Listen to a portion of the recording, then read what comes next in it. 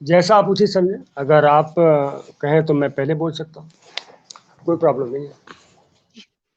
जी, आप बोल दीजिए। बस जी, तो विषय आपने रखा है गजवाए हिंद या गजवाए जहां। बिल्कुल, गजवाए जहां ही है और गजवाए हिंद उसका जो है एक बहुत ही पावरफुल स्टेप है। गजवाए हिंद के जरिए गजवाए जहां, ये बात हमने बहुत अच्छी तरह से समझ लिया है। क्योंकि ये जो इंडिया है, इवन हम ये इंडियन सब कॉन्टिनेंट की बात करते हैं, अफगानिस्तान से लेकर के ये पूरा म्यांमार और श्रीलंका तक जो इंडियन सब कॉन्टिनेंट है, ये दुनिया में सबसे सबसे अलग, सबसे प्रॉस्परस और सबसे पोटेंट, बहुत ही फुल ऑफ पोटेंशियल्स ये लैंड रहा है। जिसके पास भी, जिसके भी कंट्रोल में ये लैंड है, उसके पास बहुत ताकत है। इस बात को इन्होंने समझ लिया था, शुरू में ही समझ लिया था। तो ये छोटे छोटे जो इनके टापू थे वो तो उन्होंने बनाए, ईरान में बनाया, इराक में बनाया, अरब में बनाया, ये सब छोटे छोटे टापू हैं, ये सब बनाए। लेकिन उन्हें पता था कि अगर वर्ल्ड में जो है करना है तो हमें सबसे पहले इंडिया पर हुकूमत करना पड़ेगा। और इसीलिए इंडिया को जीतने के लिए बहुत खून बहाया है, बहुत खून बहाया है, बहुत धोखे किए हैं। और इसका एक छोटा सा एग्जाम्पल है, मैं देना चाहूँगा। वो मैंने पहले भी बोला है, आज मैं फिर बोलना चाहता हूँ। इसको मैं सीधा कनेक्ट करता हूँ उइगर प्रॉब्लम से। जो चाइना के शिनजियांग में उइगर प्रॉब्लम है, उइगर्स पर जो एट्रोसिटीज हो रही है, तो मैं उसी को रिपीट कर रहा हूँ एक दो मिनट के अंदर कि उइगर्स के सपोर्ट में वर्ल्ड मुस्लिम कम्युनिटी क्यों नहीं खड़ी होती, क्यों कंट्रीज नहीं खड़ी होती, इस्लामिक कंट्रीज चाइना के खिलाफ क्यों नहीं खड़ी होती, क्यों नहीं पूरे वर्ल्ड में जो चाइना की एम्बेसीज हैं वहां घेराव और प्रदर्शन होते, क्यों नहीं होता, सब के सब चुप क्यों बैठे हुए हैं। जब इन्हें जो है उम्मा का कंसेप्ट है, पूरी दुनिया में एक भी मुसलमान को तकलीफ होती है तो हंगामे हो जाते हैं। जब म्यांमार में रोहिंग्यास पे कोई चीज होती है तो तकलीफ होती है। हर जगह किसी भी मुसलमान की आंख में आंसू आता है तो पूरी दुनिया के मुसलमान एकदम उद्वेलित हो जाते हैं, भारत के मुसलमान भी सड़कों पे उतरते हैं। तो उइगर्स के साथ तो बहुत कुछ हो रहा है, बल्कि यूं कह लीजिए कि इतना तो कहीं भी नहीं हो रहा है। सही माने में उइगर्स के साथ जो हो रहा है वो कहीं भी नहीं हो रहा, और सब खामोश क्यों है। इसका वजह, अब हम इसको कनेक्ट करते हैं गजवाए आलम और गजवाए हिंद से। क्योंकि जो मैंने रिसर्च किया है, अब वो रिसर्च बहुत लंबा चौड़ा, इसको यहाँ बताना नहीं चाहता, एकदम मैं संक्षेप में बताना चाहता हूँ। जो मैंने रिसर्च किया है तो मैंने ये पाया है, इनके बीच में एक कंसेंट है, एक जबरदस्त कंसेंट है। और वो कंसेंट ये है कि नहीं, अभी उइगर्स पर बोलने का टाइम नहीं है। क्यों नहीं बोलने का टाइम है? क्योंकि इनका पहला स्टेप तो गजवाए हिंद है, इसके बाद गजवाए आलम है, बाकी चीजें हैं। अगर ये उइगर्स पे बोलेंगे और पाकिस्तान भी उइगर पे बोलता है तो जो चाइना के सपोर्ट से गजवाए हिंद करना है वो नहीं हो पाएगा। तो अब मैं गजवाए हिंद को एक और एंगल से कनेक्ट करना चाहता हूँ। गजवाए हिंद एक तो इंडिया में इंटरनल कुछ एलिमेंट्स हैं जो कि हमारे सामने मिशन 2047 2047 हमारे सामने आ चुका है, पूरा उसका जो है डॉक्यूमेंट आ चुका है। इसके अलावा इसमें एक्सटर्नल में पाकिस्तान वगैरह का सपोर्ट है, ये सभी को मालूम है। आईएसआई का पूरा एक्टिव सपोर्ट है, ये हमें मालूम है। लेकिन पाकिस्तान का सपोर्ट अकेले नहीं हो सकता। पाकिस्तान तो खुद ही इतना टूटा फूटा, इतना कमजोर कंट्री है, वो क्या कर सकता है। तो पाकिस्तान को यह पता है कि जो भारत का गजवाए हिंद होगा, भीतर से भी होगा और बाहर से भी होगा, और बाहर से अकेले पाकिस्तान नहीं कर सकता। बाहर से पाकिस्तान को चीन की मदद चाहिए। तो हम इस बात को समझ पा रहे हैं कि अब आगे जब भी कुछ बड़ी लड़ाई होगी, आगे जब भी कोई बड़ी लड़ाई होगी तो वो केवल जो है पाकिस्तान से नहीं होगी, बल्कि पाकिस्तान और चीन दोनों से होगी। और इसके हमारे जो है सेनापतियों ने बोला हुआ है, आर्मी कमांडर्स ने बोला हुआ है, उन्होंने 2.5 फ्रंट की बात करी हुई है कि 2.5 फ्रंट पे लड़ाई होगी। तो 2 फ्रंट तो उन्होंने बताया है चाइना और पाकिस्तान का, और हाफ फ्रंट बताया है देश के भीतर। हालांकि मैं देश के भीतर वाले फ्रंट को बहुत बड़ा मानता हूं, और वो 1 फुल फ्रंट है। वो उसको हाफ फ्रंट नहीं कहना चाहिए। तो अब मैं अपनी बात को यहाँ पे कनेक्ट करना चाहता हूँ कि गजवाए हिंद जो है इंटरनल जो वन फ्रंट है भीतर, अब मैं 3 फ्रंट की बात कर रहा हूँ। एक फ्रंट उसका जो है इंटरनल हो गया, एक फ्रंट जो है पाकिस्तान है, एक फ्रंट चाइना है। गजवाए हिंद को कामयाब करने के लिए 3 फ्रंट लगे हुए हैं। बाकी और जो लगे हैं उसको लगे हुए हैं, अलग अलग इनडायरेक्ट सपोर्ट अलग अलग है भारत के जो दुश्मन है उनका, लेकिन ये 3 फ्रंट तो बिल्कुल डायरेक्टली लगे हुए हैं। तो अगर उइगर प्रॉब्लम पर ये बोलेंगे तो एक फ्रंट इनका टूट जाएगा, एक फ्रंट जो चाइना वाला है वो टूट जाएगा। इन्हें 3 फ्रंट से भारत को घेरना है गजवाए हिंद को करने के लिए।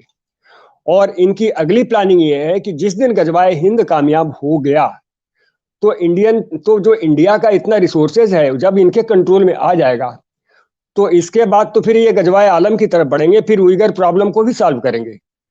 तो ये सारी चीजें हैं। तो हमने इनकी पॉलिसी देखी है कि एक बार अगर आगे बढ़ना है तो कोई हमारा दुश्मन भी है, किसी से हमारा मतभेद भी है, तो उससे हाथ मिला लो। कब तक के लिए? मतलब एक स्ट्रेटेजी के तौर पे पहले हाथ मिला लो, फिर आगे बढ़ जाओ तो फिर उसी हाथ को काट भी दो।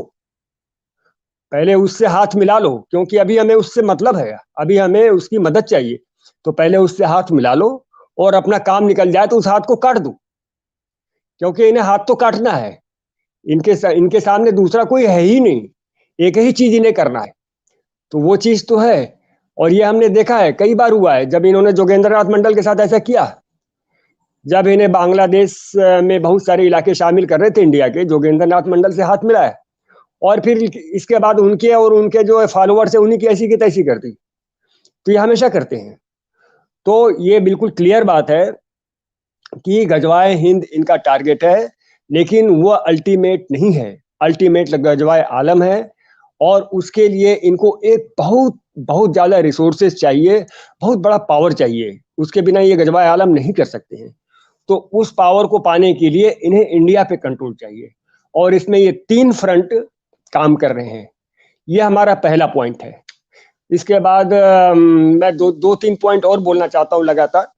दूसरा बात यह है कि मैं ये जरूर कहूंगा, किसी को भी डरने की जरूरत नहीं है। ये 1400 सालों से इनका ये सब चल रहा है, किसी को भी डरने की जरूरत नहीं है। ये अब क्लाइमेक्स पे आ गया है, अब ये आगे नहीं जा सकता। अब ये रिवर्स गियर में है। ये हमें लग रहा है कि आगे जा रहा है, लेकिन नहीं, ये रिवर्स गियर पे है। ये खुद के खिलाफ ही ये पूरा जो सिस्टम है, अब ये खुद के खिलाफ काम कर रहा है, और ये रिवर्स गियर में है। हम लगातार कर्मा की बात करते हैं, और कर्मा का काम शुरू हो चुका है। कर्मा का काम शुरू हो चुका है। जिस हम कर्मा की बात करते हैं उसने अपना रोल प्ले करना शुरू कर दिया है। वो पाकिस्तान में भी, बांग्लादेश में भी। पाकिस्तान की क्या हालत है हम सब देख रहे हैं। पाकिस्तान बिल्कुल टूट जाएगा, बिल्कुल टूट जाएगा। बांग्लादेश को लोग सोचते थे बांग्लादेश बहुत प्रॉस्परस हो रहा है। अब आप कभी भी आप उठा करके देख लीजिए, बांग्लादेश की न्यूज देख लीजिए, बांग्लादेश के लिए कहा जा रहा है वो श्रीलंका के रास्ते पर है। इसके अलावा अगर आप और रिसर्च करेंगी तो बांग्लादेश सबमर्ज होने की कगार पर है, सिंक, गोइंग टू सिंक। लगभग 75% बांग्लादेश किसी न किसी रूप में सिंक होने की कगार पर है। 70-75 साल के भीतर भीतर ऐसा टाइम आने वाला, 2050 तक ही बहुत सारे इलाके सिंक हो जाएंगे। तो वो कर्मा तो रोल प्ले करेगा। अब लोग कह रहे हैं, अभी मैं आर्टिकल्स पढ़ रहा था, जब मुझे ये हुआ कि आना है तो मैंने कहा अच्छा एक आधा आर्टिकल देखता हूँ। तो उसमें वो लोग लिख रहे थे कि बांग्लादेश की जो मासूम जनता है बहुत परेशान है। अरे काहे की मासूम जनता है? बेकसूरों को आप सता रहे हो, किलिंग्स कर रहे हो। मैंने रेप के केसेस देखे, किस तरह से कितनी जो है निर्दयता से रेप हो रहा है, क्योंकि वो हिंदू है। उसका इतना कसूर है, वो हिंदू है, आप उसे मार दे रहे हो पकड़ करके, उसको रेप कर रहे हो, उसको लूट रहे हो। आप मनुष्य हो कि पशु हो? पशु भी कहने में मुझे तो शर्म आती है। कर क्या रहे हो आप? तो मैं ये कहना चाहता हूं, ये जो आंसू गिर रहे जमीन पर, ये जो चीखें आसमान में पहुंच रही हैं, ये व्यर्थ नहीं जाने वाली हैं। ये सब काम करेंगी। जब हम कर्मा की बात करते हैं तो कर्मा कम्युनिटी की भी होती है, वो काम करेगी और वो काम कर रही है। टूट जाएगा बांग्लादेश, टूट जाएगा पाकिस्तान, और वो जो भीतर वाला एक फ्रंट है ये भी टूट जाएगा, तहस नहस हो जाएगा। कर्मा अपना काम कर रहा है, ये जरूर सोच रहे हैं कि ये गजवाए हिंद की तरफ बढ़ रहे हैं।